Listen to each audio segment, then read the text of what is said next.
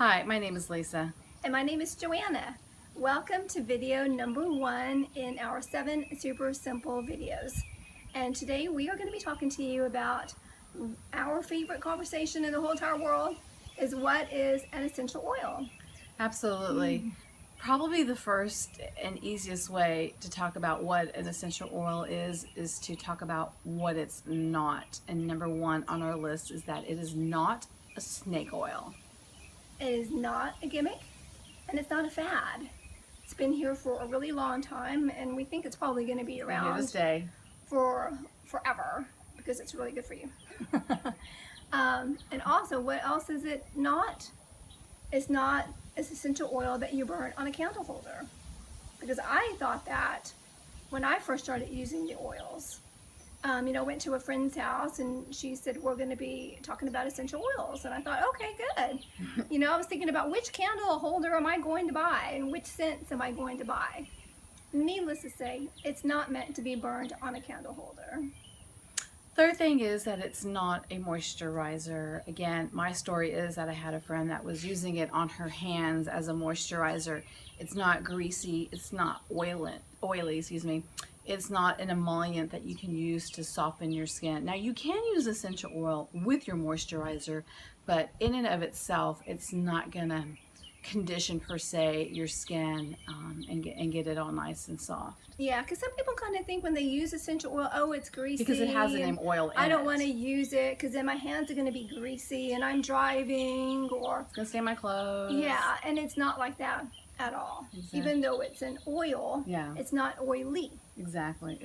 So that's one of the myths and misconceptions. Fourth thing on our list is that a lot of people will kind of use the claim, which I'm sure it's true, or as a hook to kind of get you involved, is that it's been used since ancient times, which we understand that that's probably the case.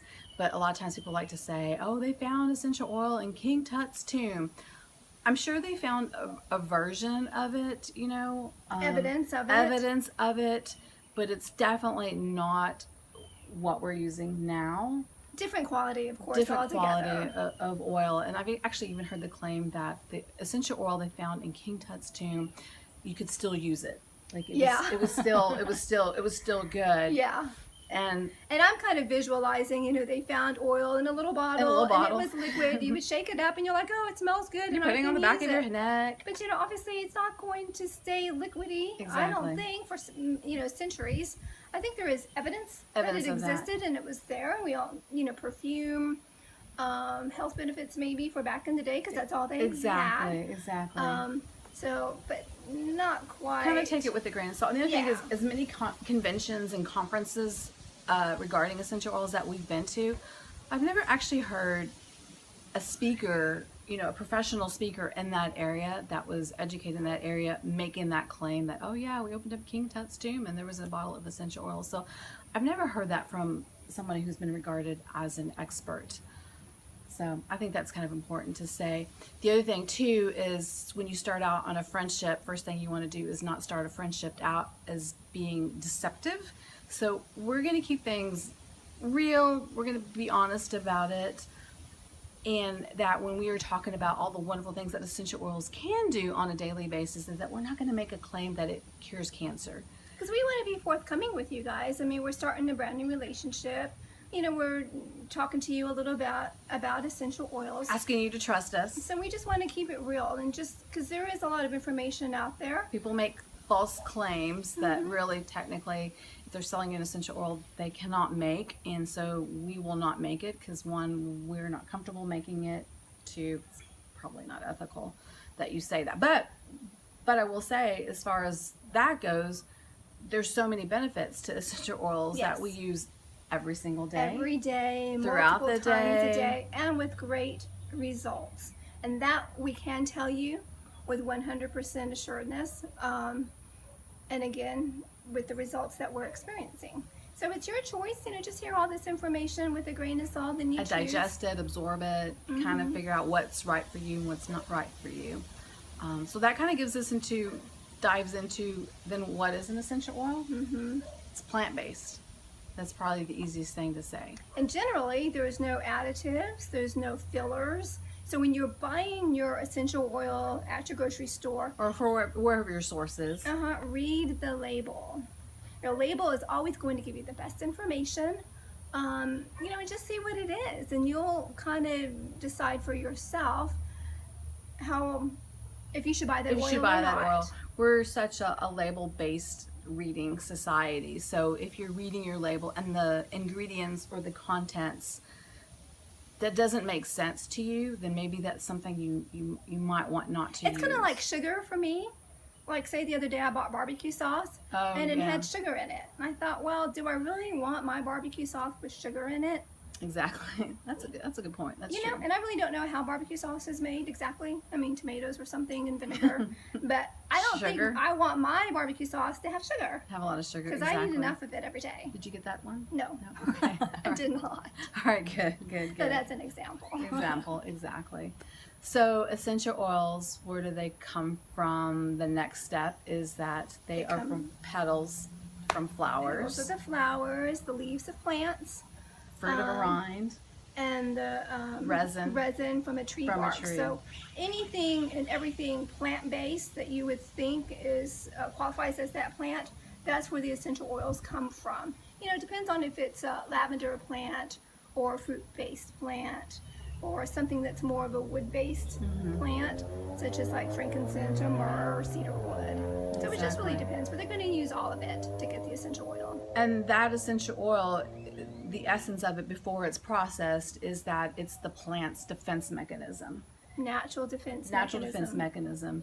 It's what helps ward it off against pests, which we have here. We're outside. I know. We were like dodging stuff. It sounded like a good idea. So we're like, wow, we need some essential oil to help us to manage all this. Is kind of funny. And environmental threats. Exactly. And what I want to add is that once the essential oil is in its little brown container or whatever color container it is, that a lot of times people want to say it's the life force, it's the beating heart. At that point, since the oil has been sometimes steam distilled. It goes through a process, obviously. It's heated up to very high temperature. To get it out of the plant into the bottle. And so that process, it's not really technically alive at that point. But it goes back to saying that whatever was in the bottle, what makes it out of it is still very beneficial. Again, use it every single day throughout the day. So let's talk about that process. Well, let's talk about where we get the essential oils from. Oh, that's right. I know, so we got to talk about that. I forgot, you got my phone off. I know, because we're talking about plants and stuff. So essential oils are most effective in their country of origin. So we don't grow them in our backyard and say, hey, let's use this plant to get our essential oil. Like lavender. Like lavender. A lot of people want to grow lavender, but we wouldn't do that. Lavender, actually, the best source where it's grown naturally for centuries is Bulgaria, actually. Is Bulgaria. So it's the country of origin, and mainly that's because that country is going to have the best conditions to produce a healthy, thriving plant. For the environmental, the condition of the soil, humidity, the climate. It's dry, arid. Humidity. Lisa's got an orchid in her house right now, and it's beautiful. It's gorgeous. We really need to take some pictures of it because we know it's not gonna last. It's going to die because inside the house it's not humid.